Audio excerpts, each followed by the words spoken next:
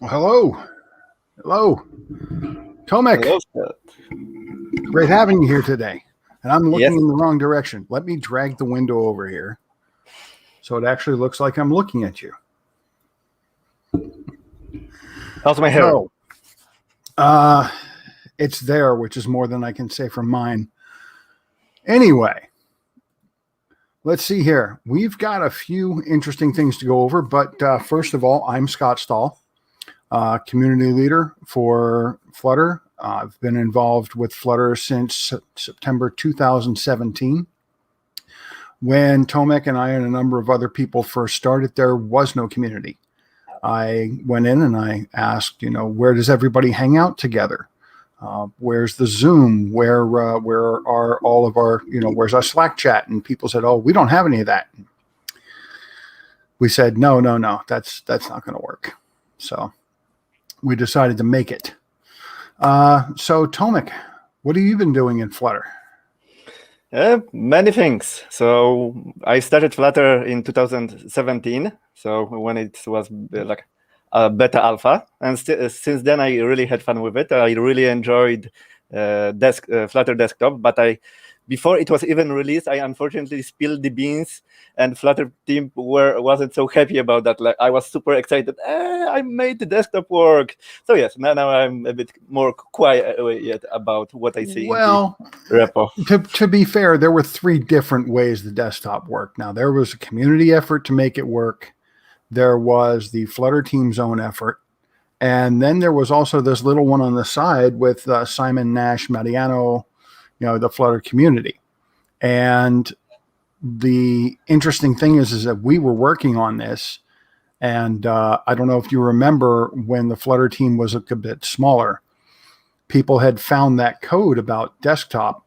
And for those of you who don't know the history of this, back in alpha, we were having fun with Flutter and somebody stumbled across some code for an emulator on the desktop.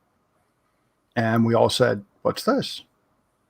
And the Flutter team said, well, they were having some trouble getting an emulator to run one time. So they threw that together real quick just to test it on the desktop. And once they proved what they needed to prove and fixed the problem, they just didn't bother. They just left it there. And everyone said, oh, really? So they all started digging into it. And there was a crew, as I said, that there was an open source crew off of GitHub that made some good progress. And Simon and Nash and the crew also made some good progress. And we had asked the Flutter team, is there going to be official support? And they said, well, no, we don't have the head count. We don't have the people for this. Okay, fine. Well, imagine our surprise when the Flutter team came out and said, by the way, we've got desktop. And we're looking at them going, oh, really? Where did this come from? Oh, man. Interesting times.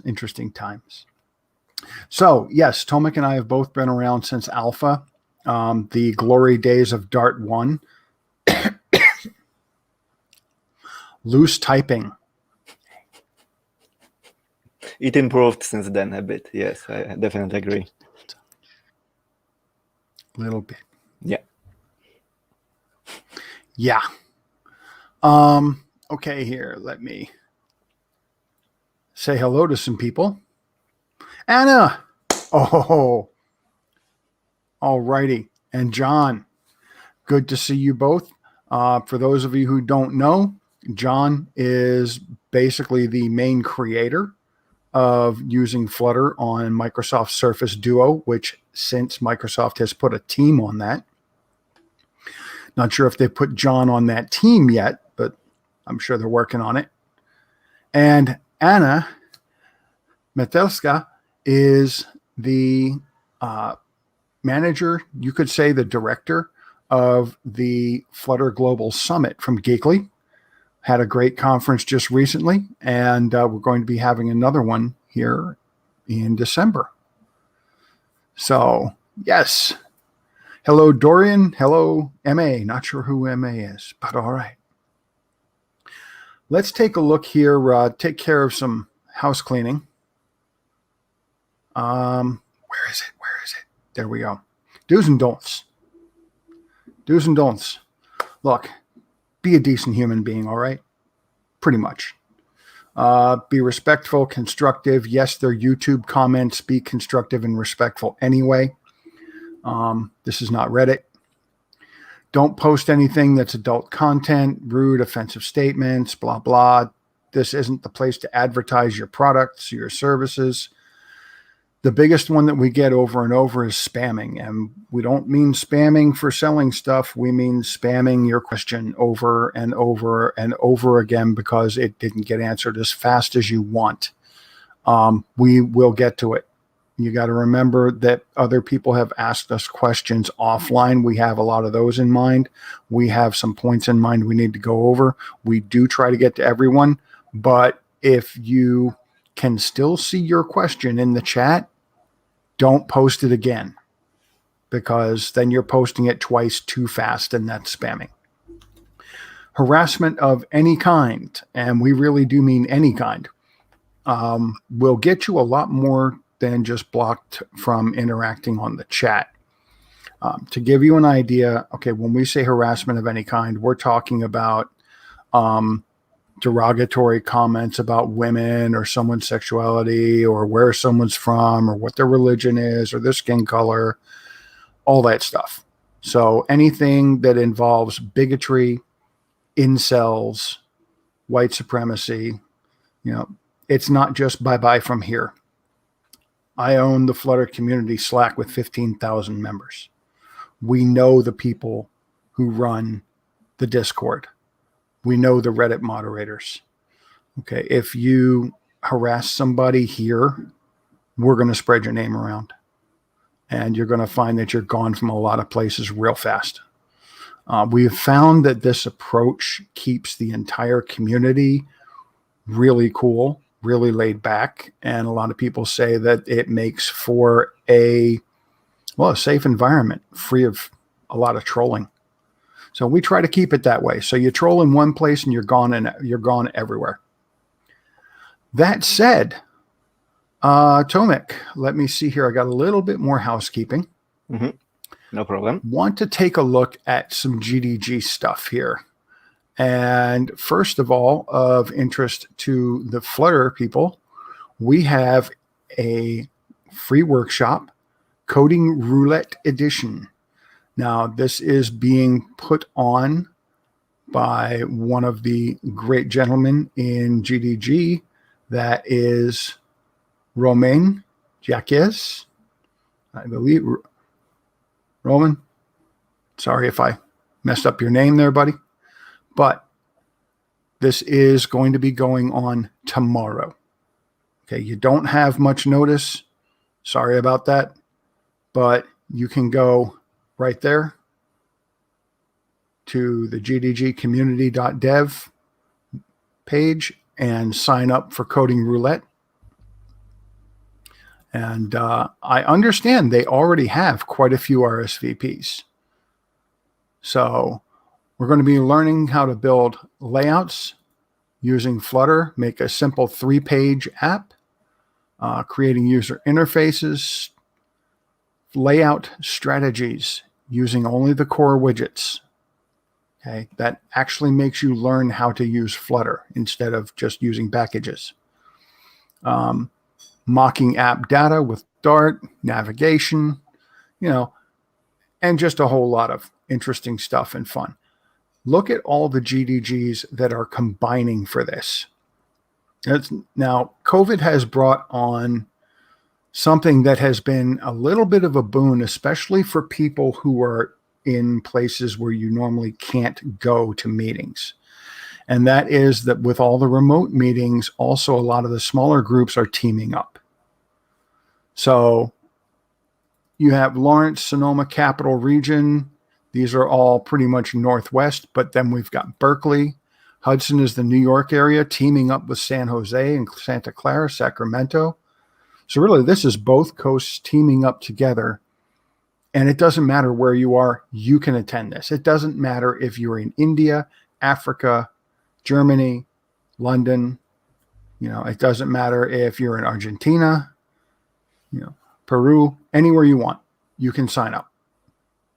So we'll take that URL down here in just a moment. But in the meantime, we'll take a look at Google developer groups in general. The groups have been slowed down a bit by COVID, trying to make the transition into remote. I have been involved in a number of super secret GDG meetings and of the management, and I assure you the super secret strategy is going to be a hybrid strategy in the future, as it is safe to come out, or safer to come out. There are going to be some people who want to meet in person, and they're not going to stop you. But it's also being encouraged to keep things open to remote as well.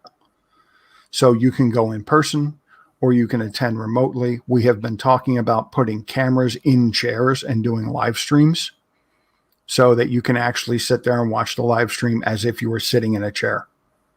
So that's a possibility. And also, of course, if it's going to be live streamed, then we have video later. And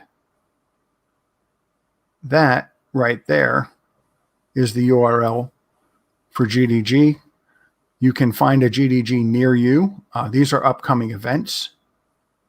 Okay, they're doing one on coroutines, Android Study Jam with Murat Yenner, Nilai's significant other, Nilai's husband, is a developer relations person for Android.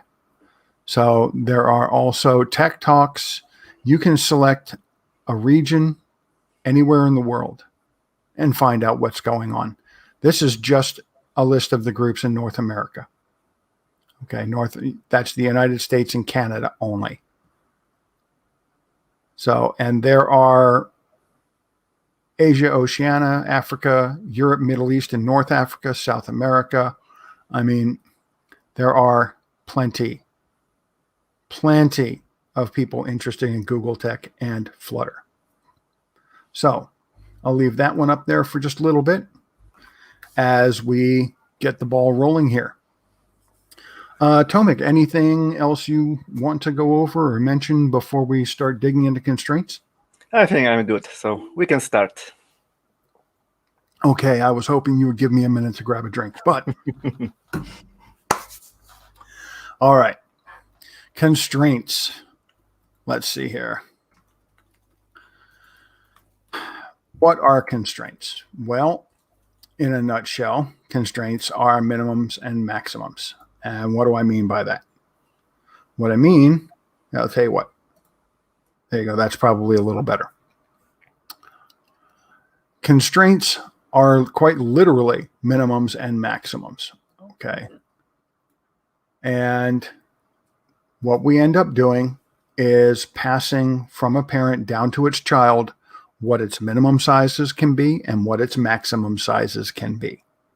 And then that child passes back up to the parent how big it needs to be. However, when you're talking about the single child layout algorithm, what's happening is these constraints are going from parent to child. And let's say the parent says you can be 500 by 300.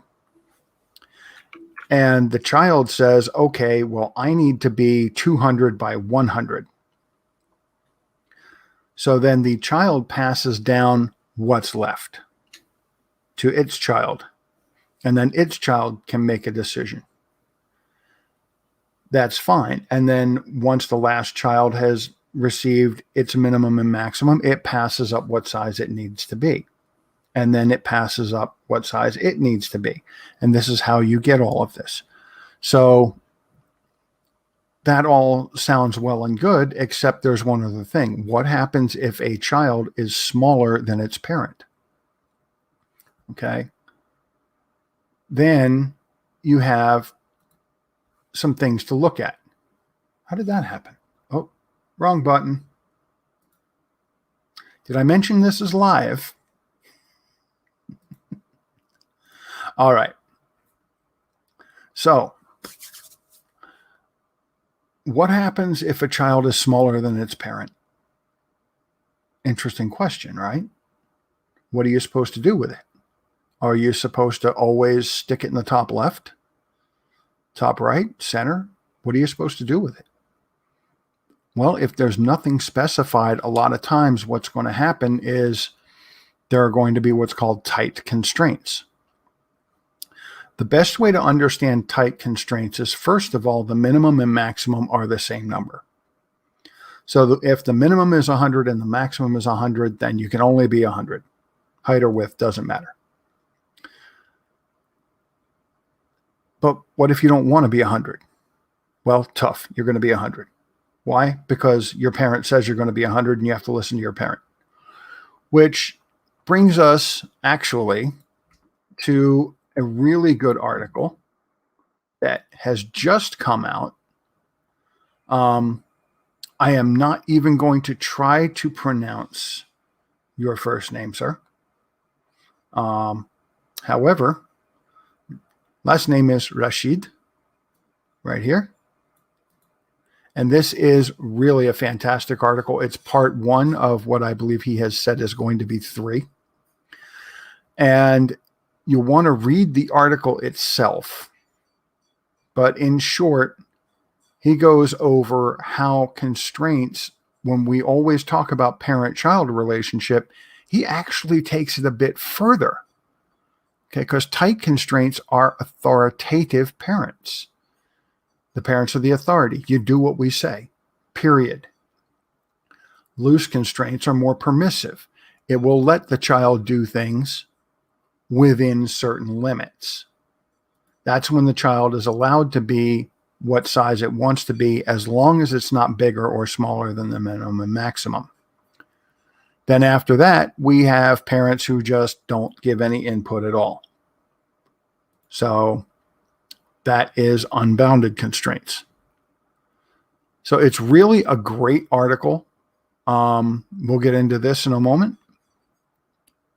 But you definitely want to check it out. It's called Demystifying Flutter Constraints. And you definitely want to give that a read. And it is in his own blog, actually. Awesome. So Demystifying Flutter Constraints.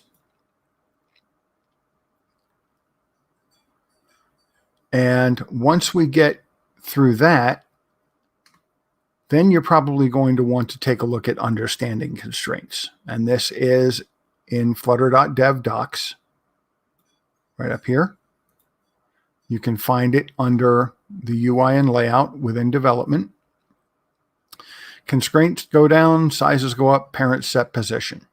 This is more of a beginner way of looking at things. But believe me, for you more advanced people, Tomek is going to twist your little brain soon enough.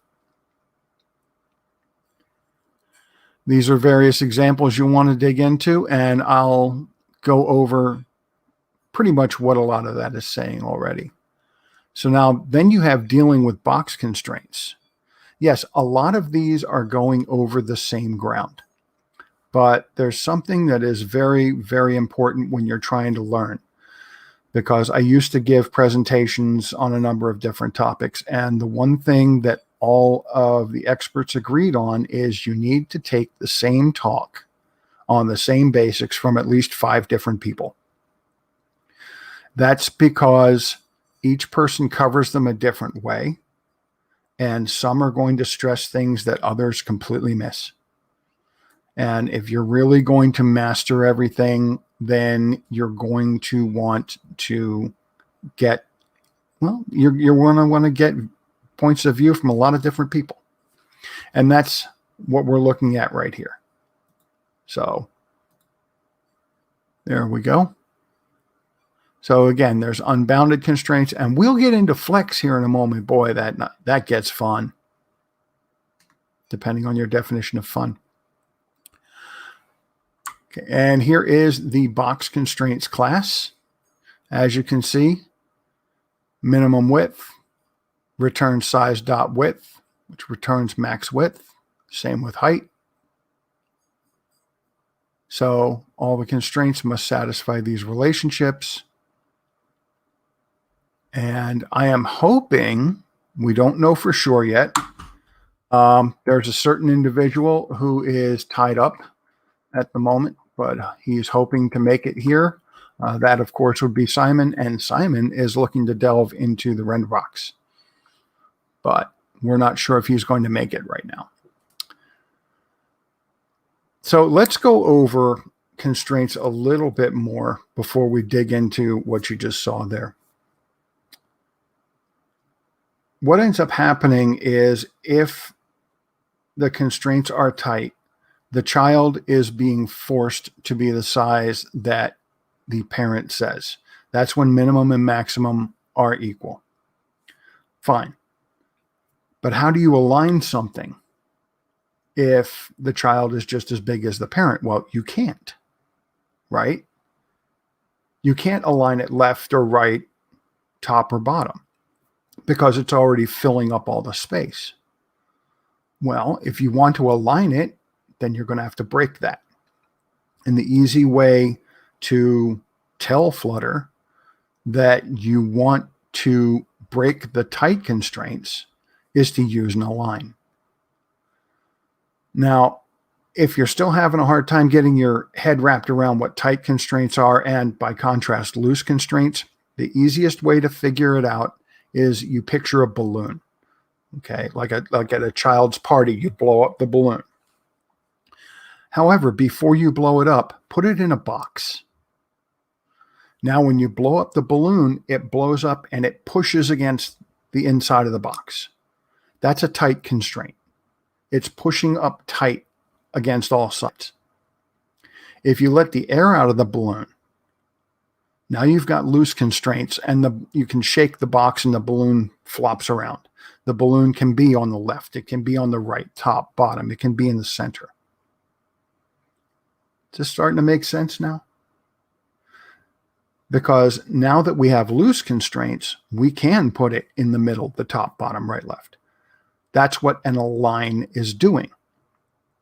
What happens is when you pass down tight constraints, which is the minimum and maximum being the same, what an align is going to do is it's going to break that, and it's going to still keep the maximum, but it's going to get rid of the minimum.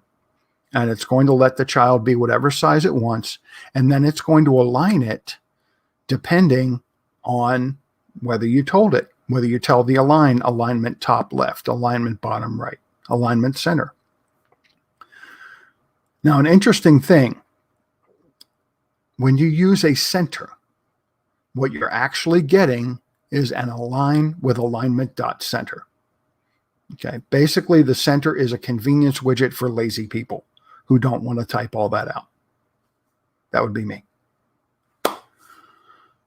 So when you're centering something, you're actually using an align, and that is breaking the tight constraints. And you can do that just as easily by using an align and making your alignment something other than center. Now, that's the differences between tight and loose constraints. Now, where does this come in with something called a FlexFit?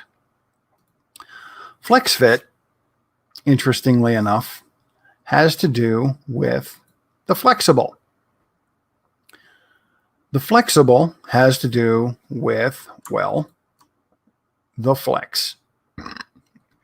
And let's put it this way, okay? The flex is a superclass of the row and column. A flex can have a direction, horizontal or vertical. That's its axis. The trick to this is that people don't think in that kind of a term. So people think row or column. So again, they made a convenience widget for lazy people.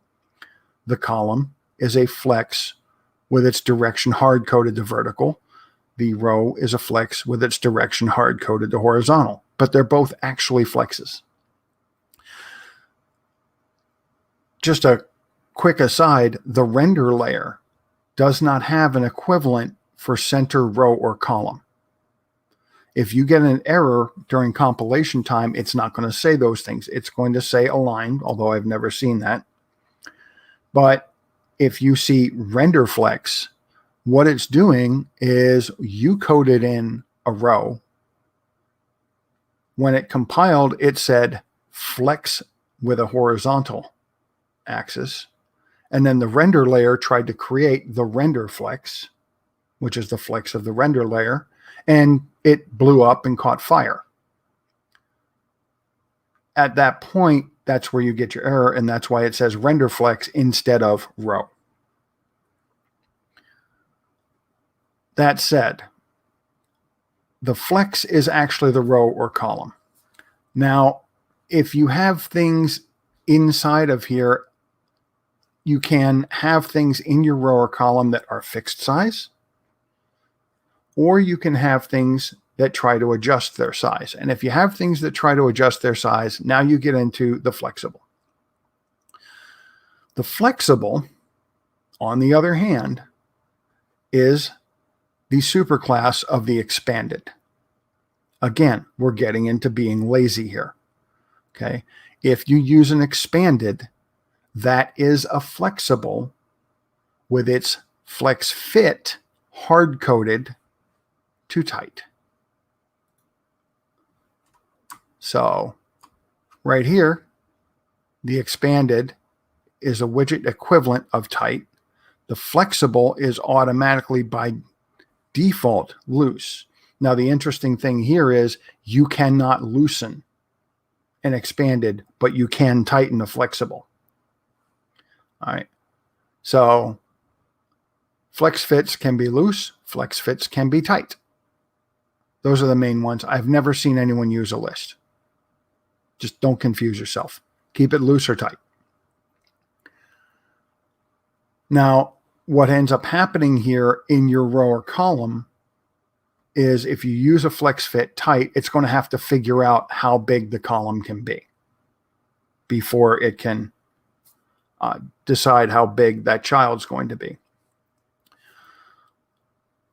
Interestingly enough, that's if you're using an expanded. If you're using a flexible, then what ends up happening is it's going to let your widget be whatever size it would normally be without forcing it to take up the whole column. This is where it can get a little weird. Most of the time, people aren't using flexibles, but you can. And this is where you have to learn about flex.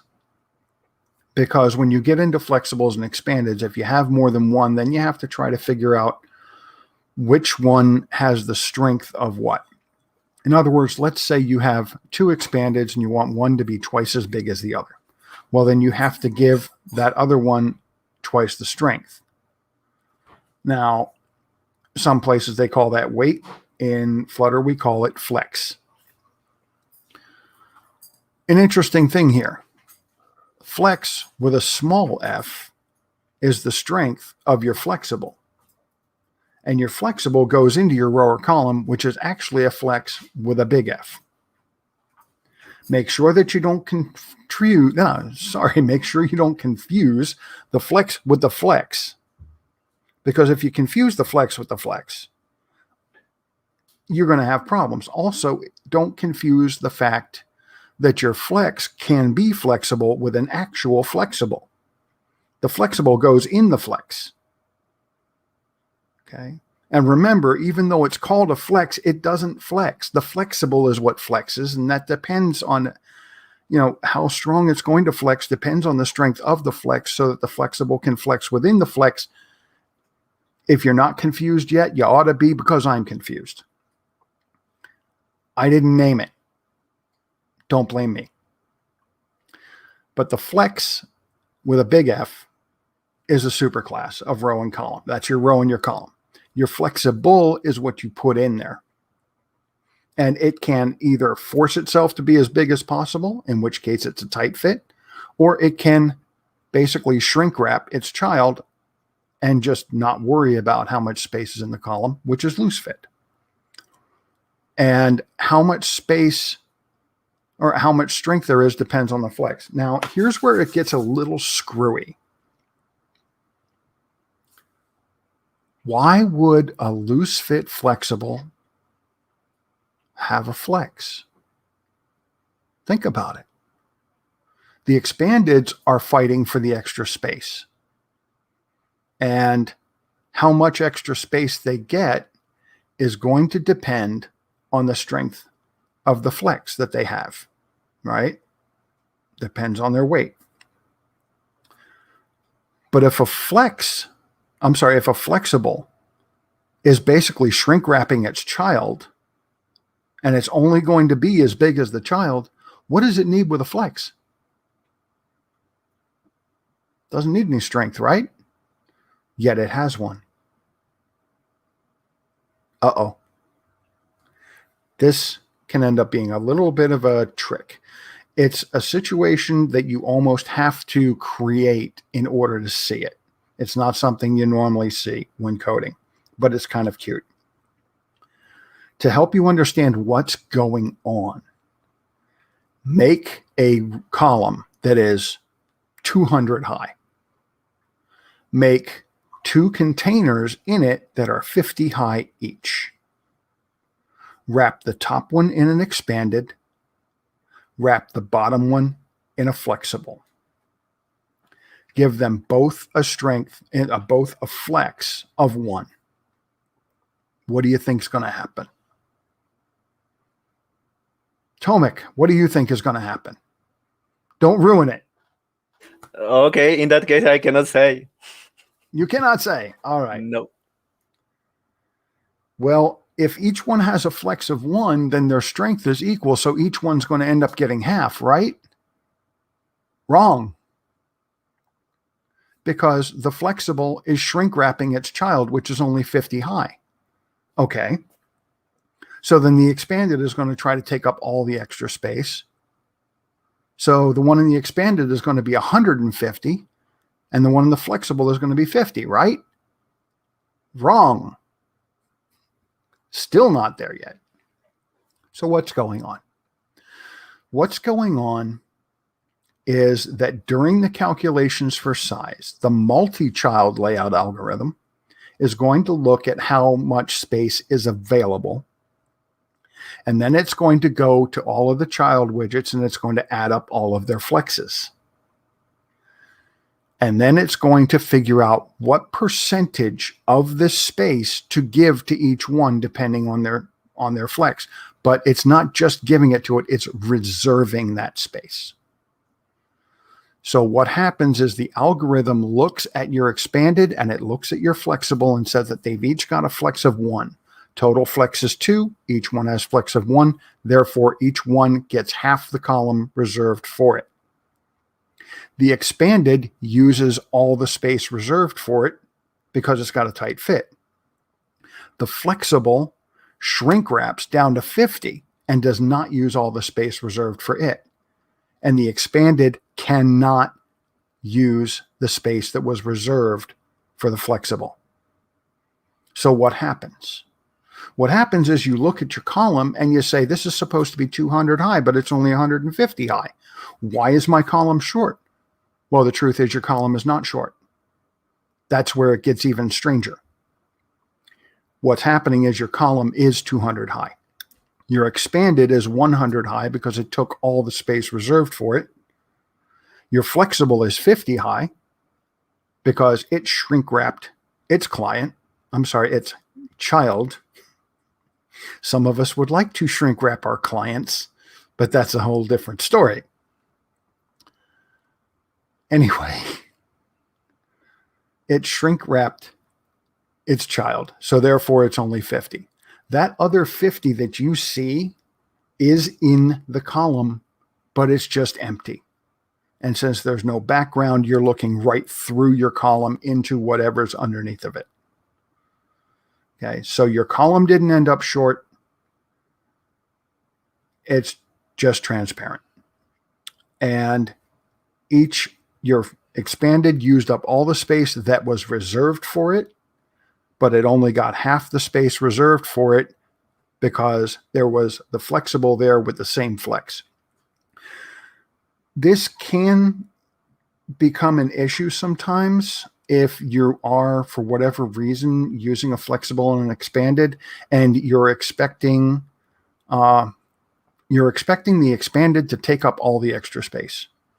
Because when we oversimplify Flutter for beginners, and a lot of times you'll see this on Stack Overflow, people say, oh, well, if you have extra space, just use an expanded. Works great until you throw a flexible in there with a loose fit, and then everything explodes. So that said, hopefully it hasn't confused you too much.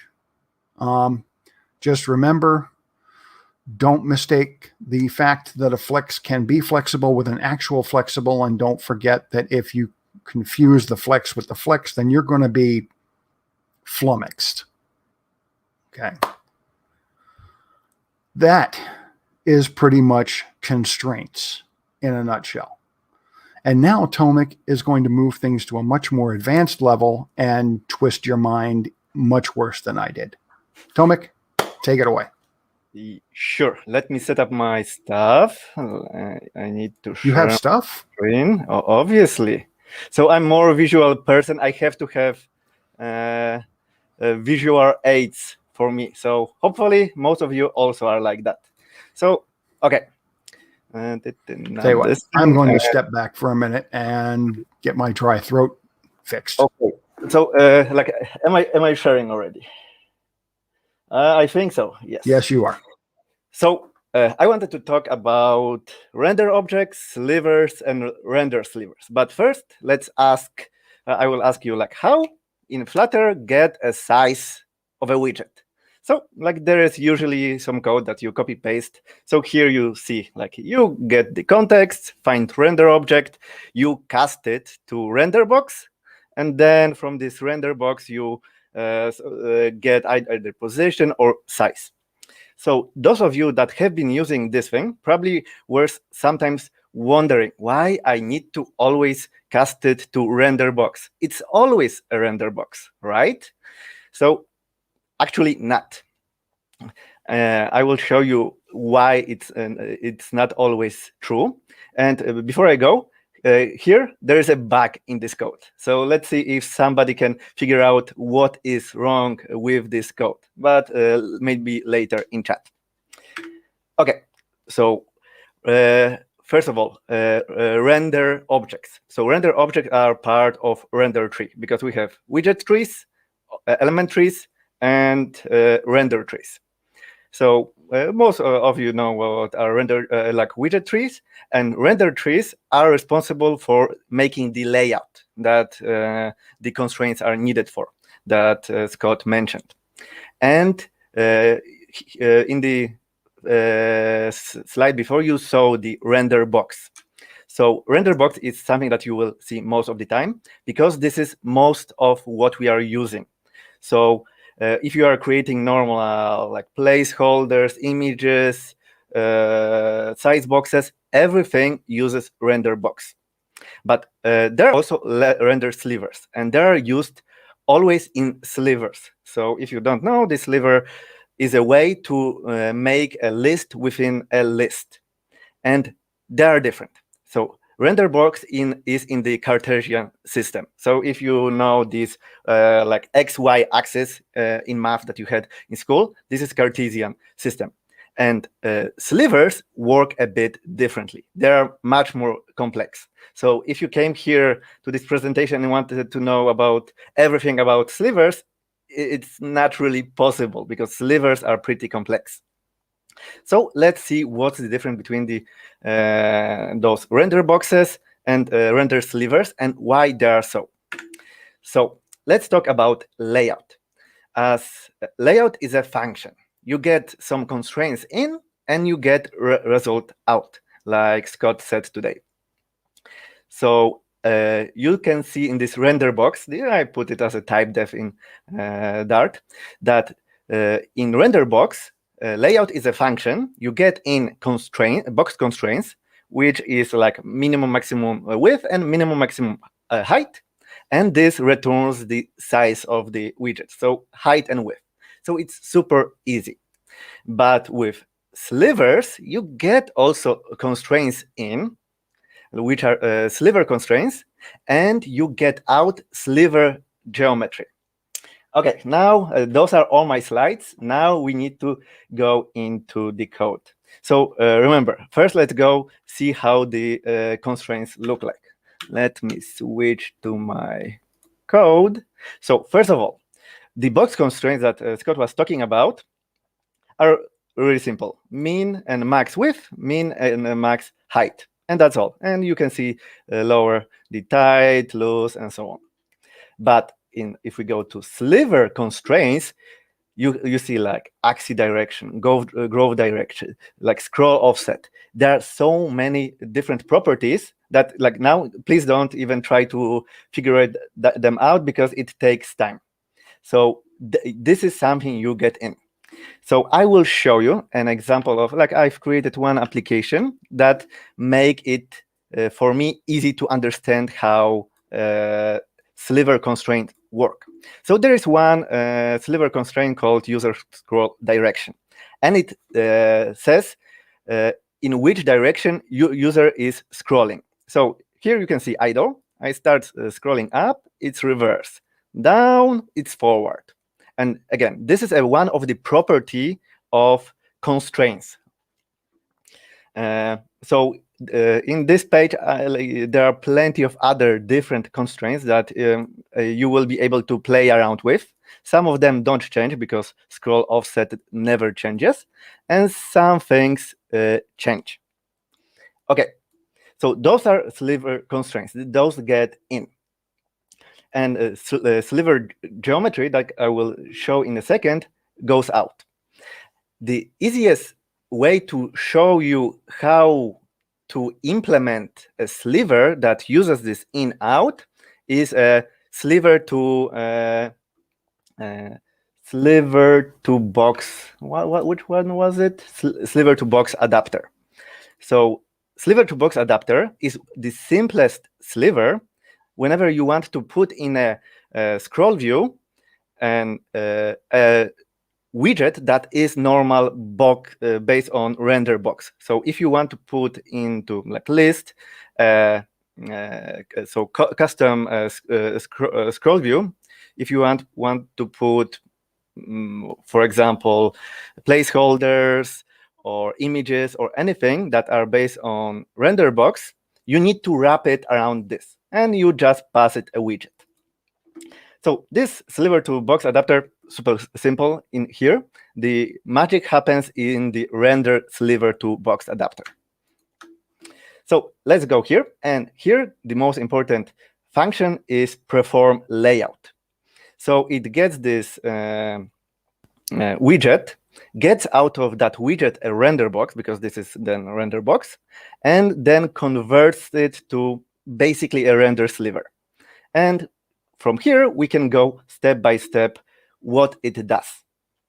So how layout works. So let's first go through the child thing. Like if the child is known, so like we didn't pass, like there is no render box in this widget. There are some widgets that don't have render boxes. Then just return the sliver geometry 0. Let's go quickly to see how complex is render geometry. So they also have like plenty of different properties that I will show later how they work. But also this is not as easy as in render boxes, the size that is returned from the layout. Okay, so first we get the constraints of this sliver, because it's sliver. And we lay out this render box inside of it. But first, we need to change the box constraints. So we want to change the previous constraints to box constraints. And at that point, we lay out the child, that will be inside the sliver. Because again, if you have image, it's really simple to lay it out. And after you lay it out, you want to put it into a sliver. So now this is what we are doing. So first we lay out the render box, and this is done. Next, we want to set up one property of the sliver, so child extent. So this is, if you have a normal vertical list that you usually scroll, the child extent is the height, so how high it is. So because in slivers, you usually put slivers one after each other. So this is the child extent. And here I will show you, let me show you how this child extent look like. So let me go back to my presentation. Let me go up, because now those are, sorry, I need to go to content and go to geometry. And here, we want to see how the height of the this widget changes when we are scrolling. So we look at this child extent is set to a multiple fields. For example, scroll extent. So let's go. So here we can see that at this point the scroll extent is 100. We we swipe and it never changes, because it's basically here we get the height of the sliver of the render box and put it there. So it's obvious that when we scroll this thing, and this is basically a container which is red, the size it will never change. But there are properties that will change. Mr. Polanski? Yes. I have a question. Yes. The extent that you're talking about right here, is this like the list scroll view where the extent is the amount that each section is, but the child that's within each section does not need to take up the whole extent? Something like this. Something like this. So again, if we are saying about vertical list, this is basically height. If it was a horizontal list, it will be the weight. But you will always put, if you are using this sliver to box adapter, you would put entire normal widget. So what it does be inside, so this layout here, we don't care, because we ask layout yourself using those box constraints. We don't care. Just we will be interested about rest of you. So here, because the what normal render box get out of the layout is size, and this is all that we currently care. Did it answer your question? Sort of. What I'm looking at is a list wheel scroll view is an interesting case. In short, it looks like a wheel where your list moves along. Yeah. The section for each part of the wheel is always the same size. But the children that go in it could be different sizes and don't have to take up the whole thing. So the extent is the height of a section, but not necessarily the height of its child, if you know what I mean. Yes. So because I'm talking now currently about extent only regarding to, in this case, this specific sliver, because here we have a placeholder, and imagine instead of placeholder, here you can have your own list, like this spinning list that is infinite, that you will be able to spin it. But it would also have some extent. It would be only from this to this. So this is the actual extent of I'm talking about. Okay. Okay, did it? So let me continue rest of those properties. Maybe it will, if it's still not clear, maybe it will get clear after I explain the other things. Okay. Okay, so let's go. So again, we are almost done. I won't be going through all those properties, because in interesting property is paint extent. So let's go back to the thing, paint extent. So now here you can see the paint extent, which is this and this, is 0. While we are starting to scroll, it starts to changes, and it goes from 0 to 100, and then goes again, it disappears. So this paint extent is how much visible is the current widget, current element in the list. So this is again another properties, because sometimes you want to start, for example, some animation inside one widget when for example, it starts getting like 90% visible. So this is one of the properties that you would need to be looking in. So, and last, cache extent.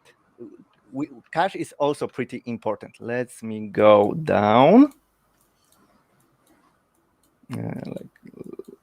Like visible is pretty simple property in geometry, like not visible. 1 pixel is visible, it starts being visible, and then it gets invisible again. And remember, you will need to know how those properties work if you want to create your custom sliver that has special animations when one widget, like one element of this list gets invisible and the other is visible. You can do amazing things with that, but you need to understand how it works.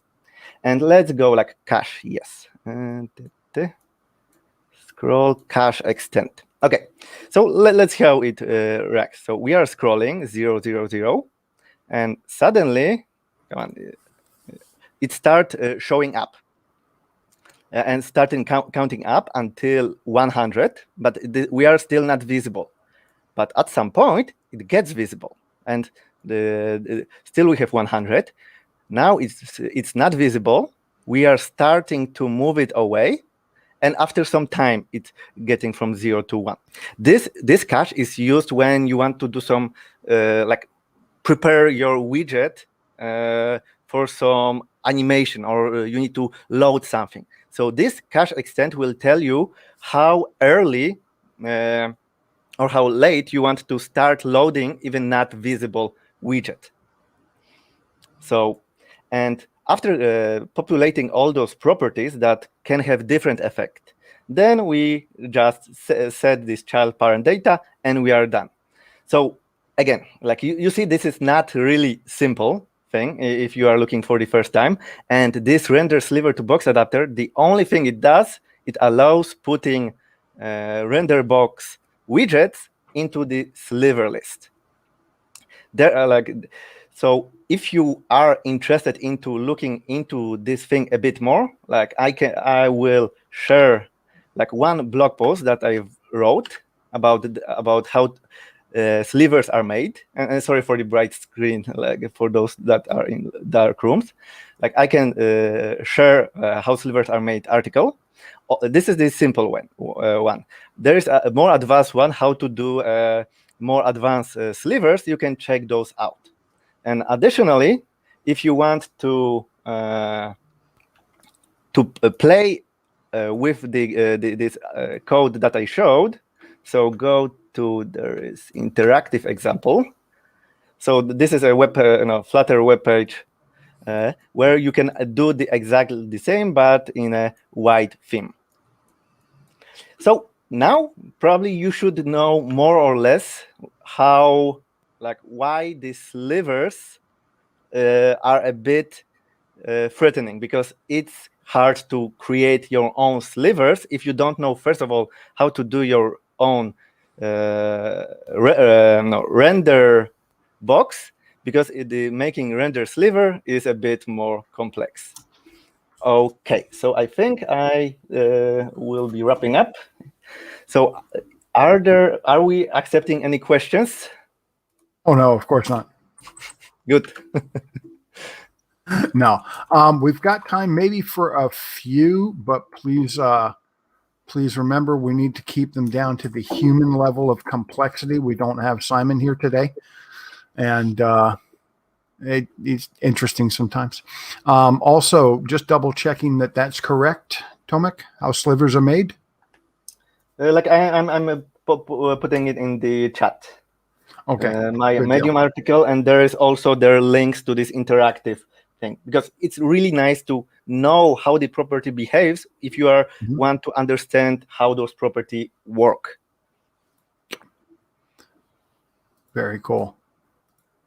But yes, also because everyone is actually working now, we are trying to keep the shows down to about an hour. Unfortunately, we're not going to be able to hang out for 2.5 to 3 hours every single week as we used to.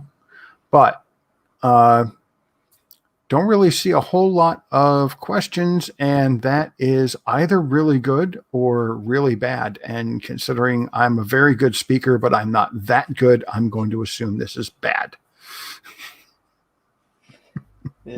Still, again, we will be here around, and people, at least for me, they can ask question in the article. So how can they ask question you regarding the constraints?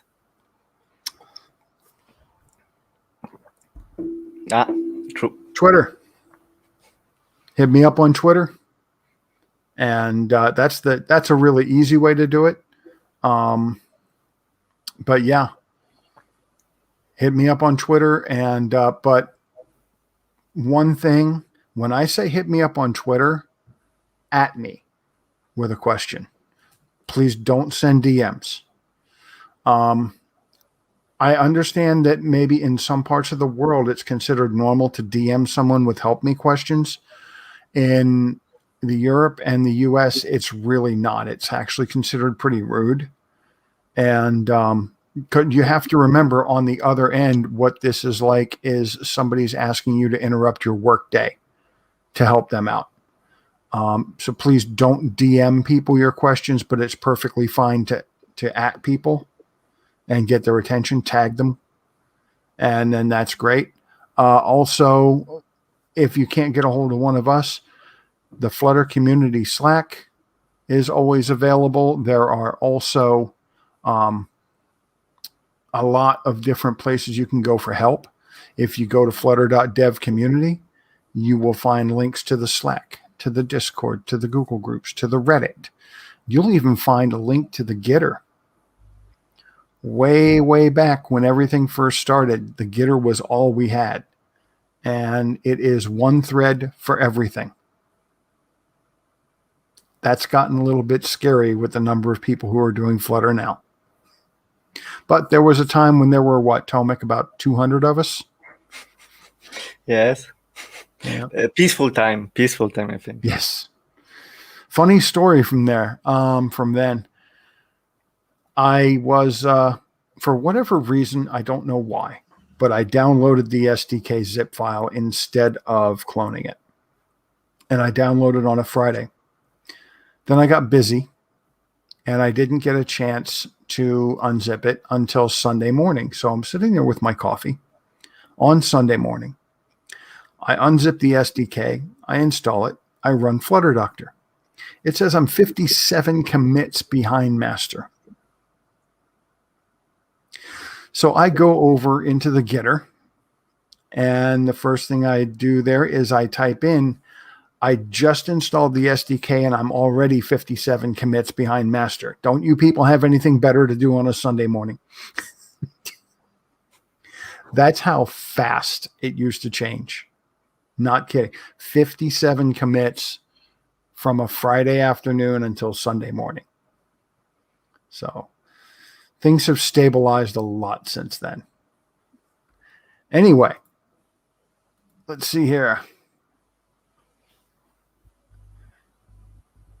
Live Gitter, where we all begin.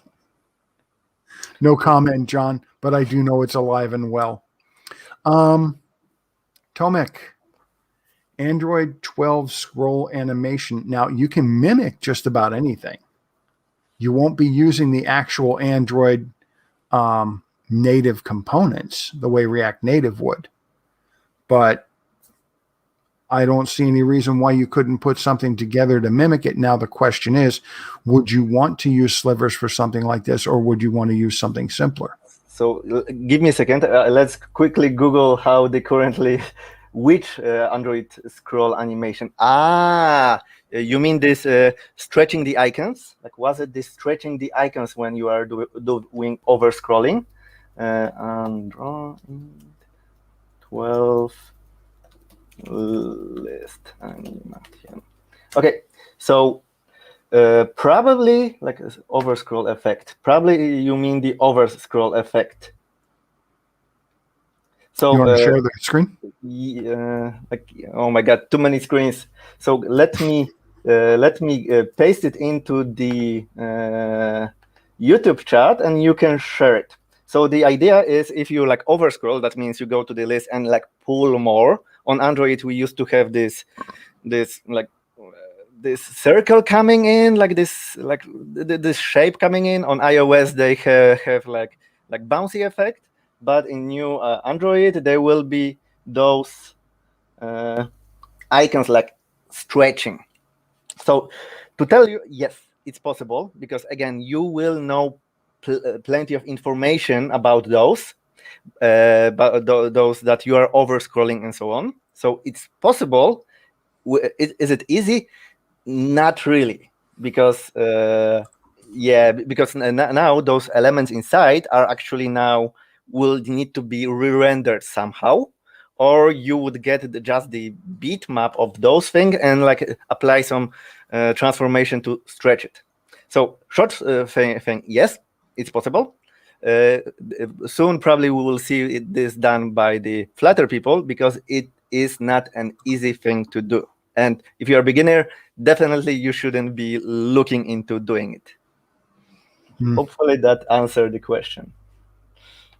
And leave it to Rauf to come up with the issue that has already been filed. Because Rauf is the one who submitted it. Like submitted what? If you take a look, Rauf has already submitted an Android 12 stretch overscroll behavior, looking to try to have that happen by default. And it looks like Kate Lovett is already on it. And Jeroen has already been involved in this conversation. And it looks like Dom is there too. Well, hell, the gang's all here. How come we weren't invited? We are not as good in Sliver as they are. And let me elaborate. Yes. You don't need to always use Sliver. Sometimes if you are doing something simple, you gesture detector and do some thing there, and it should be usually good enough for simple things. If you are really caring about the performance, then you might think about using slivers. But this is yet another level. You won't too often need to create your own custom sliver, but knowing how to do it, it's nice. There we go. And as always, Rauf is on the case. John, the very interesting question here. There has been a lot of talk about this in the dark corners of Flutterville. We are also talking with a company that puts on events to see if things can be worked out there. They're very interested in helping us out with the next Flutter Hackathon. Again, the way things have changed, everybody is now working so much. It's very difficult to get the amount of time free in order to do the kind of hackathon we used to. To give you an idea, we were just discussing this 2 days ago. And on Monday, you have to realize that Hack 19 had 70 different groups that were all in-person groups. I believe it was 800 attendees split among 70 different chapters. And we had to organize all of that.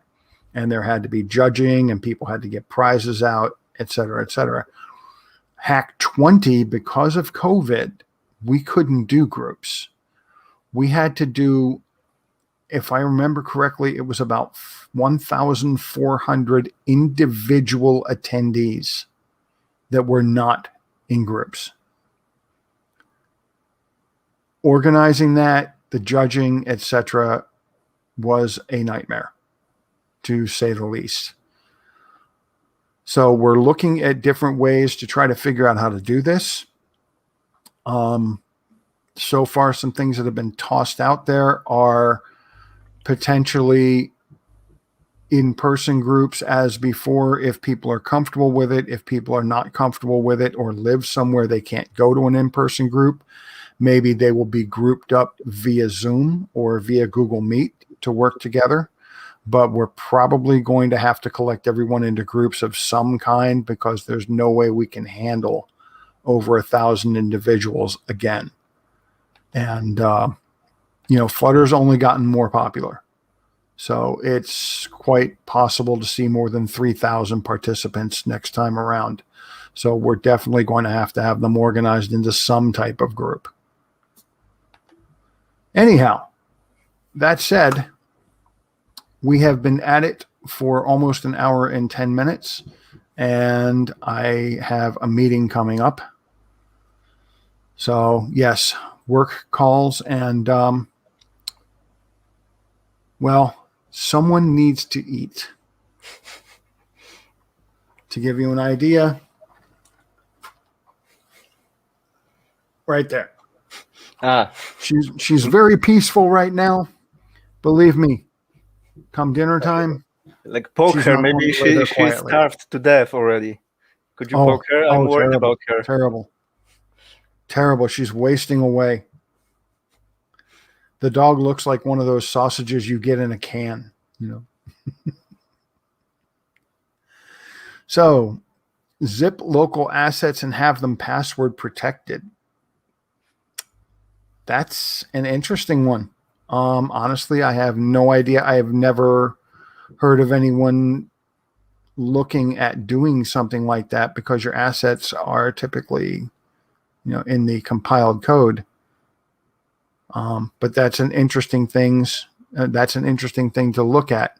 And the coding along from generic typing, we have been trying to get Yaron to maybe do something like that over here.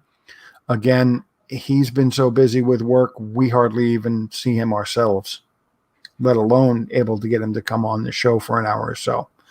Flutter swag or goodies. You know what? I wish I could get more Flutter swag and goodies.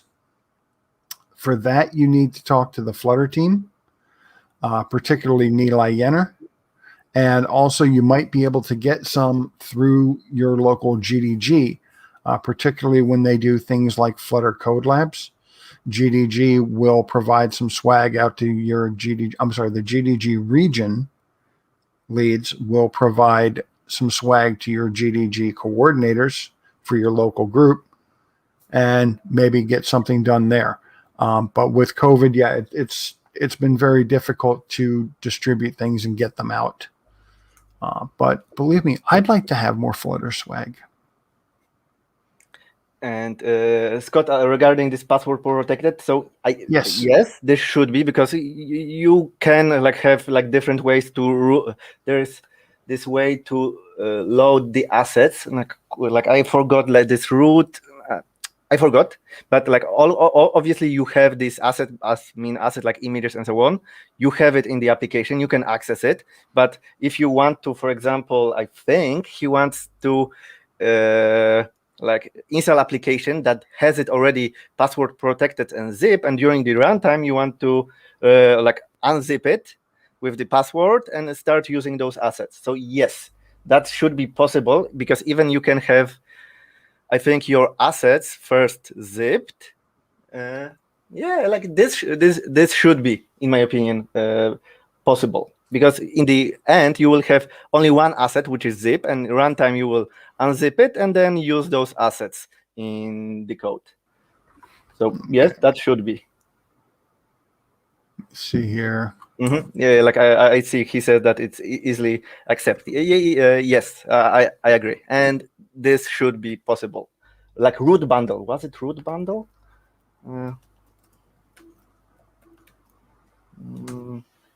Yes, you should be. See, now everybody's searching pub.dev. So Phantom, look for this root bundle and see how it loads the file. In the end, you will only need to, instead of all the files, just zip it, and then during runtime you will need to just unzip it using your password or decrypt it or whatever you want. Okay. Alrighty, good deal. Well, with that, we're going to get going. Appreciate everybody coming out again, and look forward to seeing you next week. Mm-hmm. Exactly. Yeah. Bye. See you, everybody.